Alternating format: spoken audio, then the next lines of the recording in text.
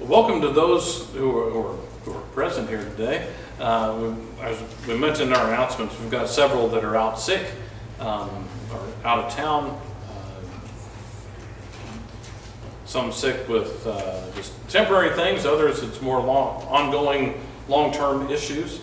But hope to see some of our brethren back hopefully next week or at least the Sunday after. So let's see how we can encourage them, as the case may be. If you would, open your Bibles to Proverbs Chapter 31, or if you want to make things a little easier, I think everybody got a bulletin. If you didn't, Bob can get one to you. There, in front of him on the pew there. Inside the bulletin on the second page, I've reprinted the primary text that we're going to use today, which is the Proverbs Chapter 31, verses 10 through 31. What's commonly referred to as the virtuous woman or the virtuous wife. And it's always, one observation I will make over my years of being in the church is that it seems like preachers tend to hear more sermons about women than you do about the roles and responsibilities of men. Well, I guess this kind of follows that, but I'm going to focus a little bit, at least at the beginning, on the husband here from Proverbs chapter 31.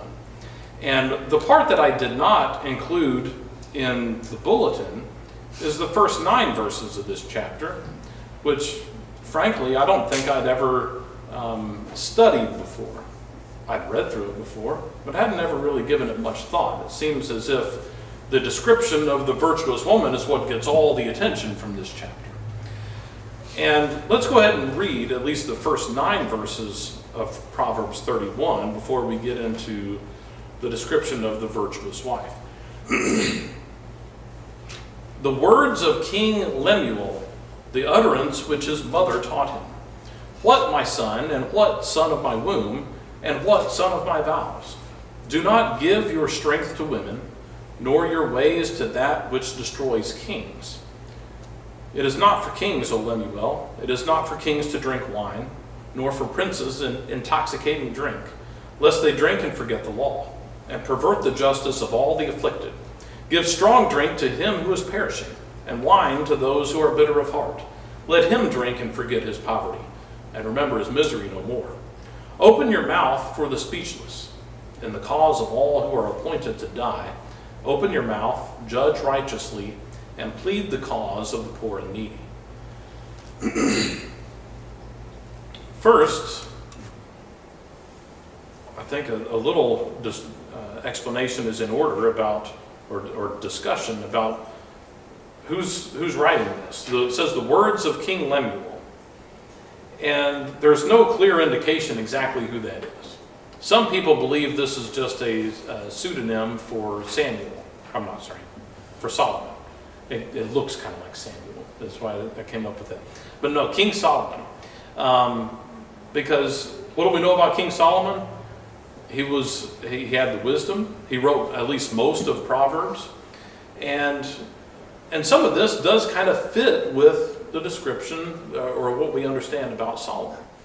That he had much to learn from the example of his father, right and wrong, and that his mother could have instilled some extra explanation and instruction to him. This also could have just been another king, and apparently an Arab king, if that was the case. And the context would lead us to believe that if that was the case, his mother would have been a Jewish woman who instilled some of this wisdom in him. Either way, it's recorded for us here in the book of Proverbs, and there's a few things we can understand from it. First, verses 3 through 7 would include some warnings to this king, some things that you want to stay away from Why? Because they are going to impair his ability to be an effective ruler, to be an effective king, or even on a more general basis, to be an effective man or an effective husband. And what are these things? First, in verse 3, it's women. Do not give your strength to women. Under the context of the day, you might read that to be, do not give your vigor, I think is what other translations render that. Do not give your vigor to, frankly, a harem. Put that in terms of if it is Solomon. Did he follow that very well? Not with 1,000 women, right? What was the effect of that? All these women drew him away from the Lord. And he was erecting altars and various things, temples for these other gods and goddesses, idols that these various women worshiped from wherever they had come from. Here the warning is not to be distracted with multiple women. Well, adapt that to today's society. If you're a husband, don't be drawn away by other women when you're supposed to be devoted to your wife. And all that comes with that. Verses 4 through 7 is a warning about alcohol. Not for princes intoxicating drink, not to drink wine. Why? It's going to impair his ability to be an effective ruler. We see elsewhere in Proverbs, turn back to Proverbs 23, verse 33. In the midst of a long passage about intoxicating drink, just read one verse here, Proverbs 23:33. Your eyes will see strange things, and your heart will utter perverse things. Too much alcohol can cause us to not see clearly, not think clearly, to say things we don't mean, or to say things we don't need to say, that we will regret later. And from the position of a king, it's just going to impair his ability to be an effective ruler. Might make bad decisions, and so on. Finally, in the instructions to the king here, focusing on the king, we see in verses 8 and 9, here's what Lemuel's mother is instructing him to do.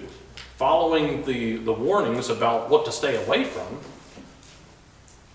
wine and women, what he needs to focus on in his job as ruler is to advocate for the voiceless, the poor and the needy, looking out for the interests of others.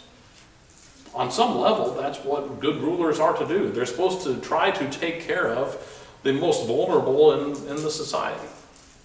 And that's what we see here in verses 8 and 9. Open your mouth for the speechless, in the cause of all who are appointed to die. Open your mouth, judge righteously, and plead the cause of the poor and needy. A good ruler is not just going to take care of the upper crust, not just going to take care of those that are contributing to his campaign, but he's going to be looking out for all in society. Now, with that background, what's the transition? Here's the advice to the king, what to stay away from and what to do to be an effective ruler.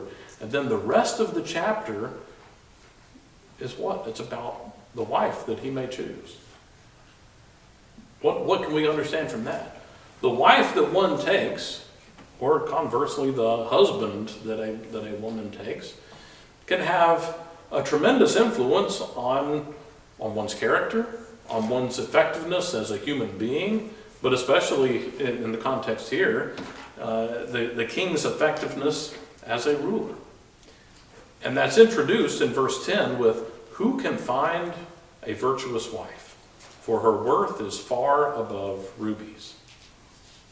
There's a lot to be said here just with this one verse. And there's a lot to be said about this whole passage.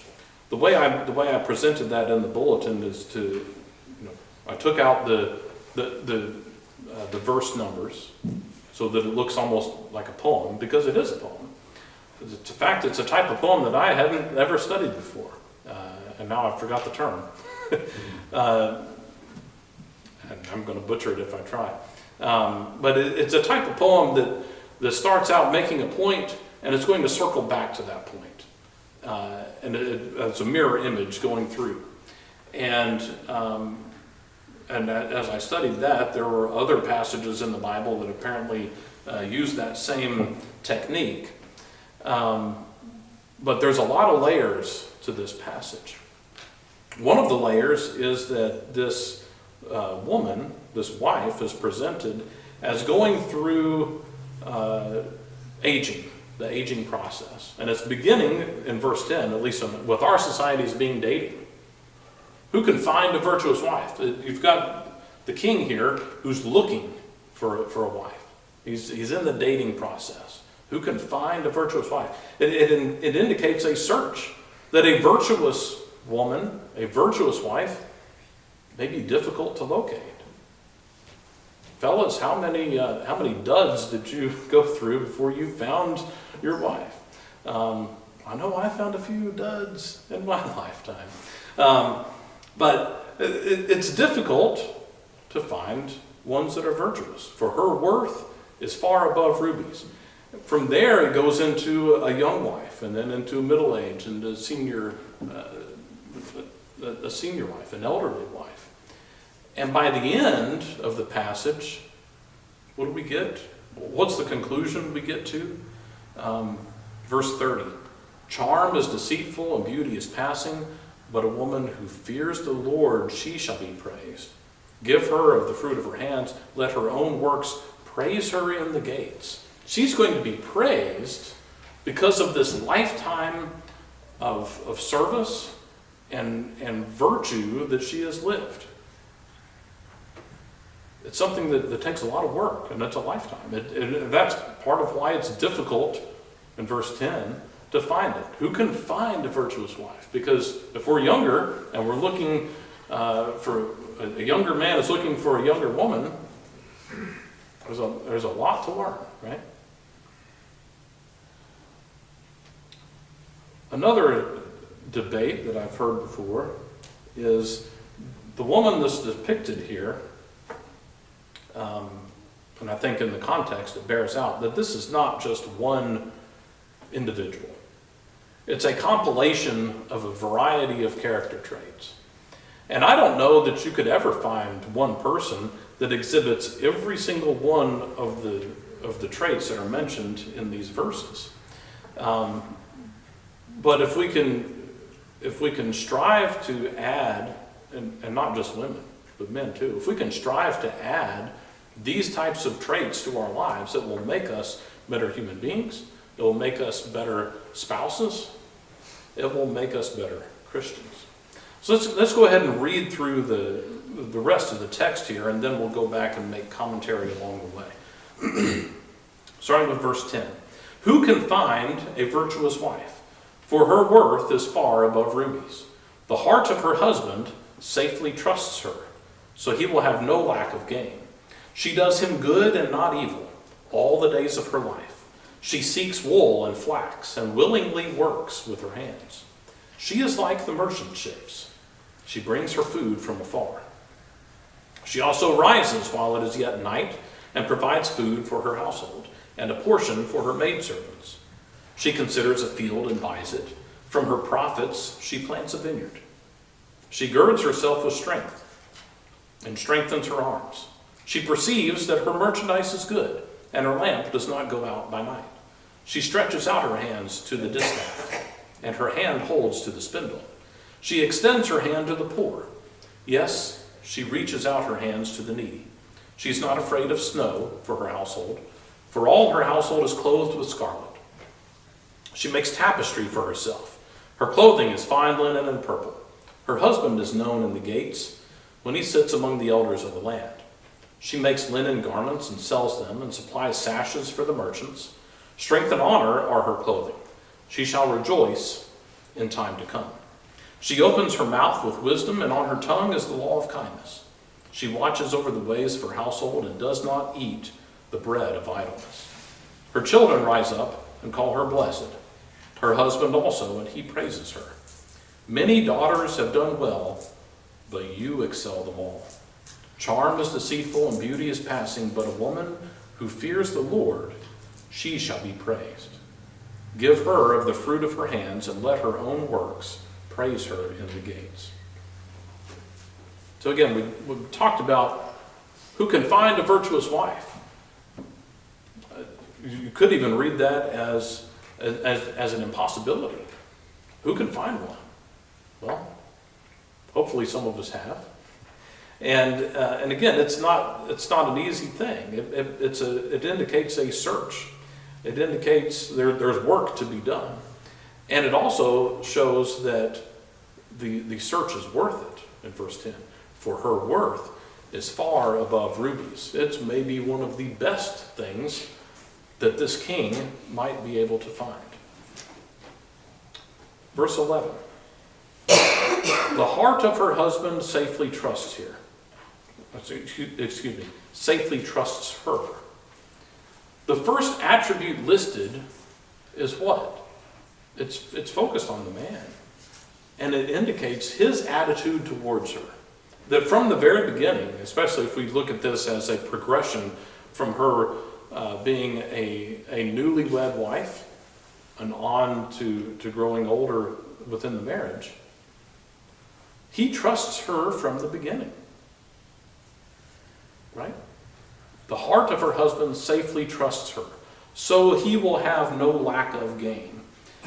A note I read indicated that gain was the same word as to be rendered almost like plunder.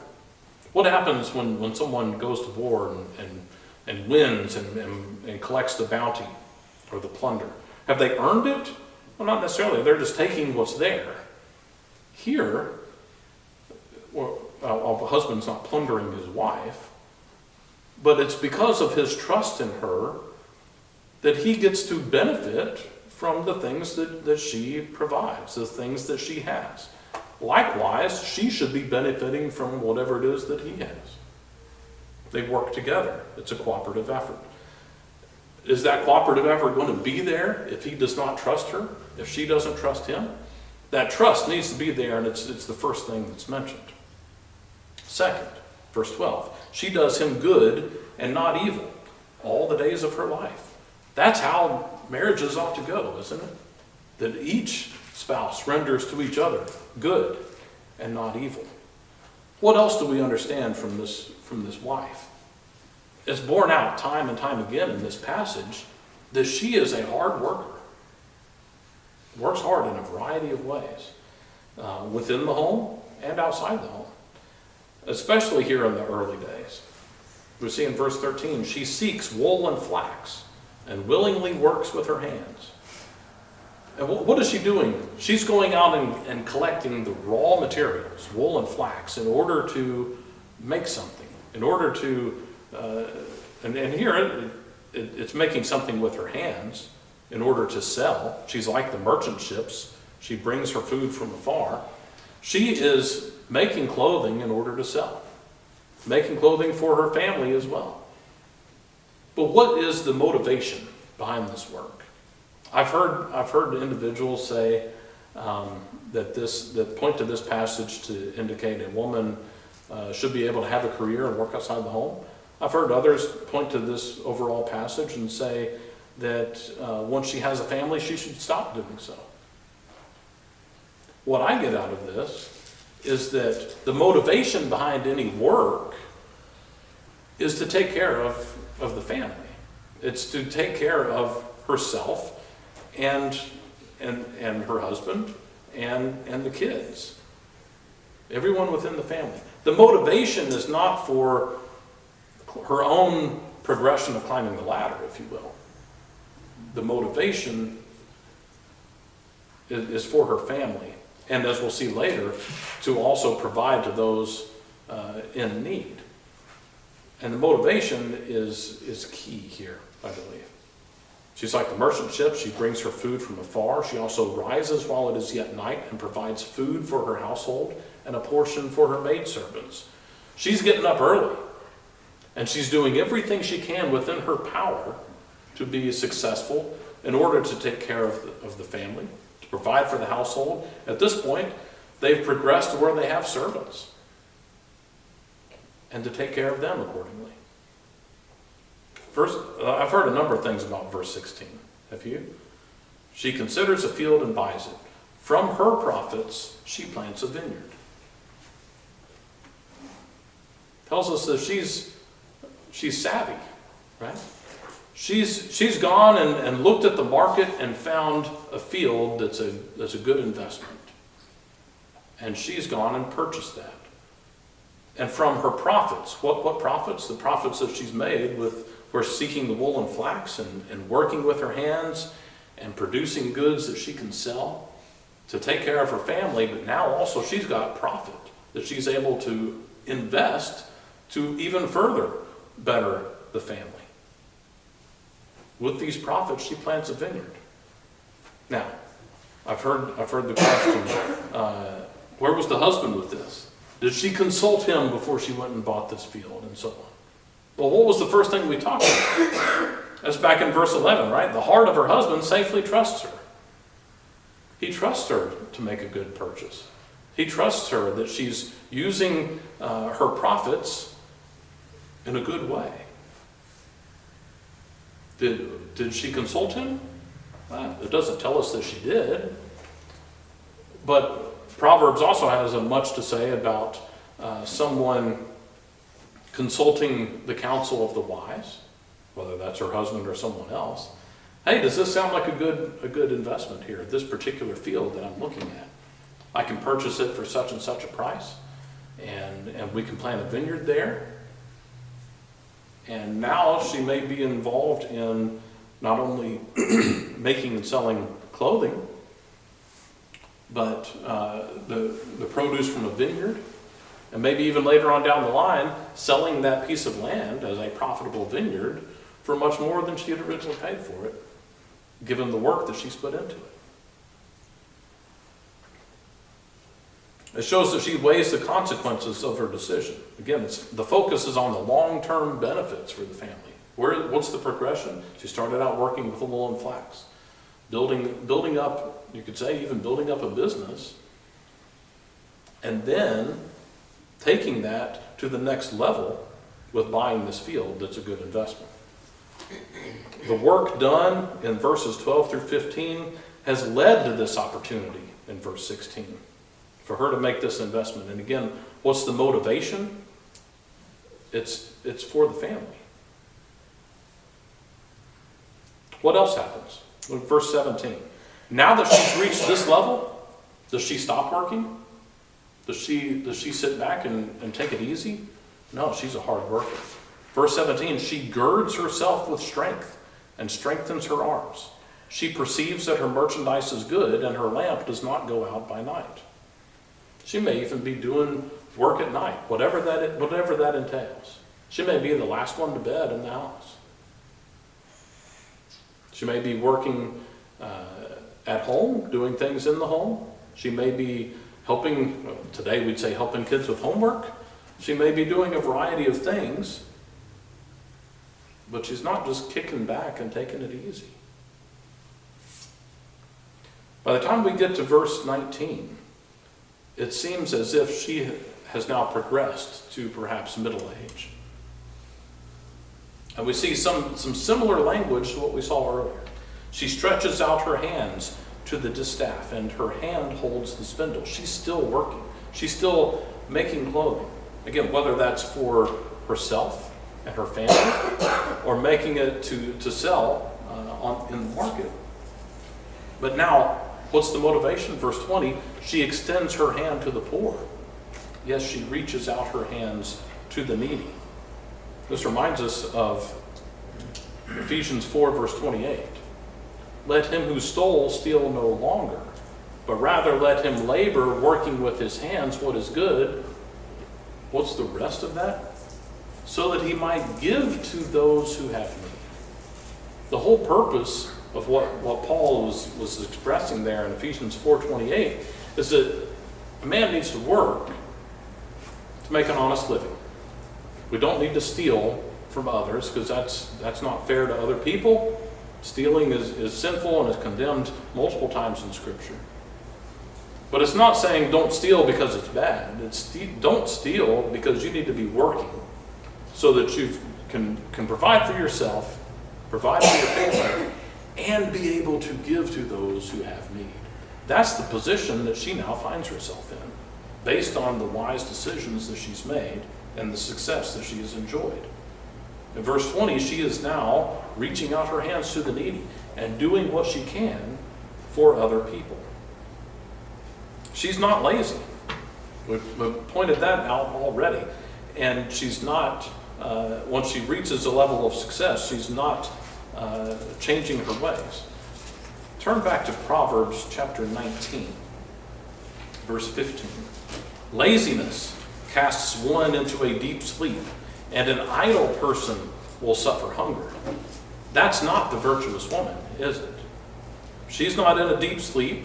What did it say? She's getting up before daybreak, and she's working by lamplight at night. An idle person will suffer hunger. She's not hungry because what does it say? She's providing food for her household. She's bringing food from afar. She's taking care of herself and her family and the servants, and giving to those who have need. Look also in Proverbs chapter 20 and verse 13. Do not love sleep, lest you come to poverty. Open your eyes, and you'll be satisfied with bread. Proverbs is full of passages that tell us the benefits of hard work. And laziness is condemned in multiple places. Here, in Proverbs 31, this hard work not only is taking care of herself and the family, allowing her to provide for those who are in need, but also there's even a little bit extra to let the family have a few nicer things. Right? Verse 21.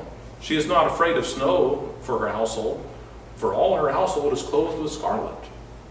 At the time, scarlet was reserved for royalty. And here she's gotten some of the nicer things and done so for her family.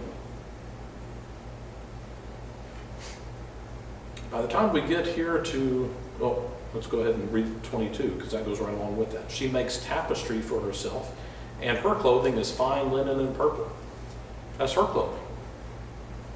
And she's got some very nice things for herself. It also tells us that she is, I'm getting ahead of myself. Here we see fine linen and purple in verse 22. We also see fine linen mentioned in verse 24. That's one of those mirroring passages, like I mentioned at the beginning in this Casiatric or something along those lines poem. I'm sure I just butchered the term. Verse 23. Here we come back to the husband again. Her husband is known in the gates when he sits among the elders of the land. And we can laugh at this a little bit and say, yeah, look at this guy. She's out here doing all the work. Meanwhile, he's sitting up here at the coffee shop every morning having breakfast with the guys, right? Is that really what's going on? No. At this time, the culture was the elders would sit at the gates, and it was a sign of respect, and it was a sign of those ruling and judging and directing the affairs of the town, the city, the local government, what have you. Her husband is, again, go back to what we talked about at the beginning of the chapter. It's written to a king. Advice from the king's mother. The king, if he's the king, he's got work to do. He's got a kingdom to rule over. He's got his own responsibilities. And he's able to maybe take some time to sit at the gates, to be respected among the elders of the land, in part because of everything that his virtuous wife is doing. And he's reaping some of the praise and benefits of this. Do we see that in our society today? When you see someone running for office, especially president, do we tend to judge a candidate not only by what he or she says and does, but also by what we see the spouse do. I think we do. We may not do that on the same level with business owners and so on if we don't know the family dynamic. But I think we do tend to do that with presidential candidates. Look at the spouse and look at how that person carries himself or herself. Here, the virtuous wife does everything she can to help her husband be more honorable in the society. Verse 24, she makes linen garments and sells them and supplies sashes for the merchants. Again, look at the progression. She started out in verse 13 with wool and flax. And now she's progressed to working with much more nicer elements, making linen garments, things that will sell for a higher price. And again, building this business, if you will, to where she can do even more for her family, and likewise, as has been pointed out, do more to help those who are in need.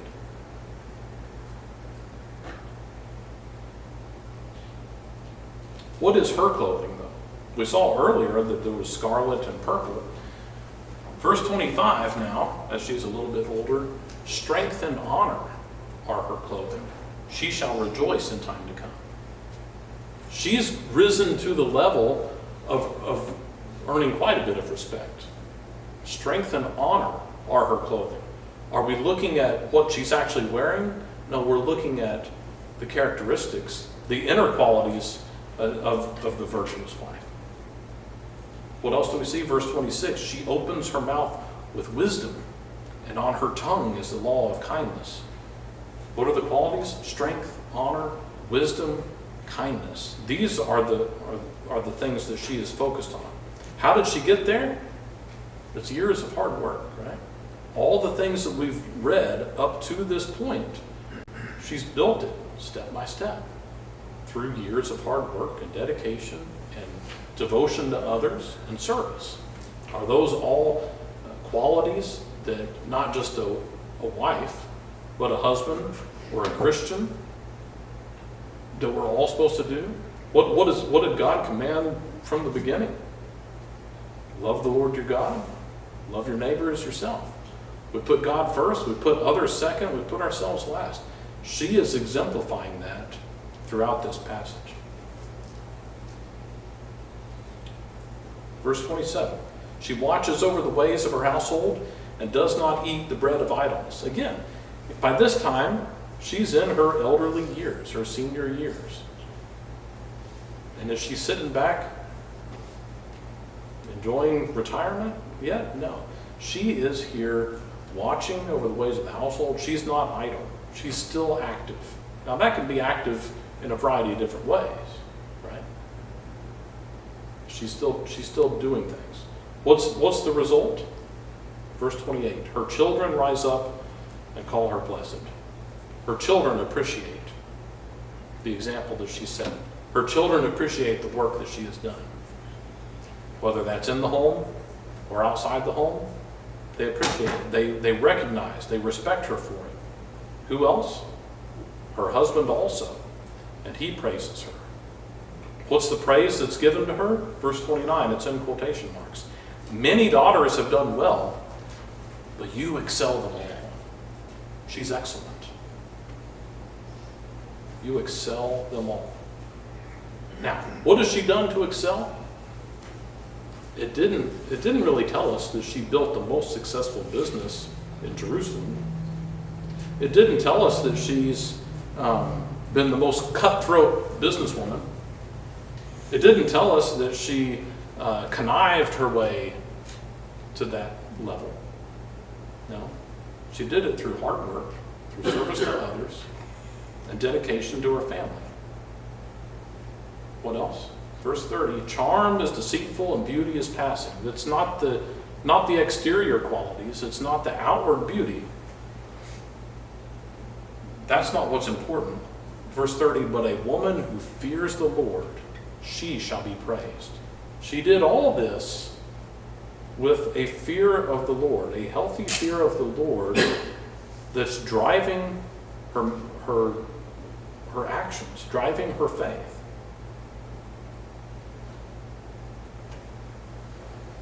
What else? Again, we talked earlier about she wasn't born this way. Who can find a virtuous wife? Well, they're hard to find because it takes time for them to develop. What's driving that is this fear of the Lord and the lifetime of dedication, the lifetime of work. She's now at the point that she will be praised. You see that? Verse 30, she shall be praised based on her fear of the Lord. Turn back to Proverbs chapter 18. Proverbs 18, verse 22. He who finds a wife finds a good thing and obtains favor from the Lord. Now we can be a little bit picky and say, does that verse read quite the same as Proverbs 31? No. That one just says, if you find a wife, that's a good thing. Contrasting that with the virtuous life, the qualities that we're looking for. But in general, we are told that a wife is a good thing, right? Turn back to Proverbs chapter 12. Proverbs 12 and verse 4. An excellent wife is the crown of her husband, but she who causes shame is like rottenness in his bones. What do we see in Proverbs 31? We see an excellent wife. We see one who is the crown of her husband. It allows the husband to sit in the gates with the elders and to be respected and to be praised. And here in verse 30, that praise also comes back to her. A woman who fears the Lord, she shall be praised. Give her of the fruit of her hands, and let her own works praise her in the gate. Her experience and success, what has it led to? It's led to her being wise, right? Her children rise up and call her blessed. They're praising her. She's receiving praise from her children, her husband, and those in the community. She's got an audience that will come to her to listen to her wisdom, to learn from her. And when we get to the end here, how is she going to be remembered? She's praised. She's remembered as a woman who fears the Lord, and her own works are praising her in the gates. There's a lot in this passage, again, that's that we can learn from. One of the things I included in the bulletin is that on the back page, as we look at this, do we see opportunities for improvement? As husbands, do we praise our wives like this gentleman does? Do wives exhibit these characteristics that are highlighted? And even if, again, we don't need to be a wife to try to emulate these things. Even as men, are we working inside the home or outside the home doing these things? Are we looking for opportunities to serve others? Are we looking for opportunities on how we might take care of those who are needy, as she did in verse 20? Are we focused on pleasing ourselves, or is our focus on fearing the Lord? Because that's where it comes down to in verse 30. A woman who fears the Lord, she shall be praised. The other thing I did with the bulletin is I don't know if it's taking a little bit of creative license, using some creativity to kind of rewrite the passage with the inverse. I titled it The Ungodly Woman. That's the type of woman that we see portrayed often in our society today, but still with the focus of a biblical perspective and how the Bible would look at some of these things. And the biggest contrast to me is, what's the motivation? Are we doing things for ourselves, or are we doing things for the glory of God? Are we doing things that we want to do, or are we doing things to take care of ourselves, our family, our spouse, those in need, the church? That's the motivation that drives this woman, this composite of characteristics in Proverbs 31, that drives her to do the things that she does. And it drives her to be praised in the end. And the main driving force there is her fear of the Lord. What about you? Do you have a healthy fear of the Lord? Can we say that we are living a virtuous life, an excellent life, that we're emulating the same qualities that we see portrayed here in Proverbs 31? When it comes to fear of the Lord today, we were reading from Proverbs, it's Old Testament. In the New Testament, what we're told is the fear of the Lord would do what? Would cause us to seek the Lord, cause us to hear the gospel, to believe in it, to turn our lives in repentance toward Jesus, to try to live the way that God would have us to live. It's going to drive us to be baptized for the remission of our sins and dedicate our lives in service to Him. Have you done those things? And are you still doing those things? If not, then the invitation is always open. The invitation to become a Christian, or if we need to make correction in our life, if we've done that previously, to come back in repentance to Him. If we can be of service to you in any way, please make your need known while we stand and sing.